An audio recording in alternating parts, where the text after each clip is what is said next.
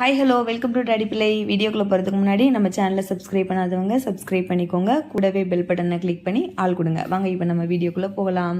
இன்றைக்கி வெயிட் லாஸ்க்கு நல்லா ஹெல்ப் பண்ணக்கூடிய கருப்பு கவுனி அரிசி, கேரளா அரிசி ரெண்டையும் மிக்ஸ் பண்ணி எப்படி தோசை பண்ணுறது அப்படின்னு பார்க்கலாம். இதுக்கு நான் 1 டம்ளர் கருப்பு கவுனி அரிசி எடுத்திருக்கேன், 1 டம்ளர் கேரளா அரிசி எடுத்திருக்கேன், 1 டம்ளர் புழுங்கல் அரிசி எடுத்திருக்கேன், 3 டம்ளர் அரிசிக்கு 1 டம்ளர் உளுந்து எடுத்திருக்கேன், 1 ஸ்பூன் வெந்தயம் எடுத்திருக்கேன். இதை 2 தடவை நல்லா தண்ணியில் வாஷ் பண்ணிவிட்டு 3ஆவது தடவை நல்ல தண்ணி ஊற்றி ஒரு 5 மணி நேரம் நம்ம அப்படியே ஊற வச்சிடலாம். அதுக்கப்புறம் 5 மணி நேரம் கழித்து நம்ம சாஃப்டாக கிரைண்டரில் போட்டு மாவை ஆட்டிடலாம். ஒரு 8 மணி நேரம் இதை நம்ம புளிக்க வைக்கணும்.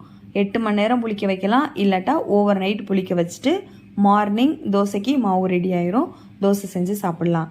இந்த மாதிரி நம்ம தோசை செஞ்சு சாப்பிடும்போது நிறையா வெயிட் லாஸ் நமக்கு ஆகும். நம்ம எப்பயுமே என்ன பண்ணுவோம், வெயிட் லாஸ் அப்படின்னா சப்பாத்தி சாப்பிட்ணும் அப்படின்னு நினைப்போம். ஆனால் நிறைய பேருக்கு சப்பாத்தி செஞ்சு சாப்பிட்றது ரிஸ்க்காக தெரியும். அதனால் டக்குன்னு என்ன பண்ணிடுவாங்க, 2 தோசையை ஊற்றி சாப்பிட்ருவாங்க.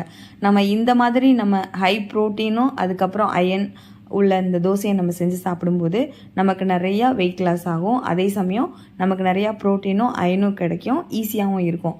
முடிஞ்சால் இந்த மாதிரி கண்டிப்பாக நீங்கள் ட்ரை பண்ணி பாருங்கள். ட்ரை பண்ணி பார்த்துட்டு உங்களோட ஃபீட்பேக்கை கமெண்ட்ஸில் சொல்லுங்கள்.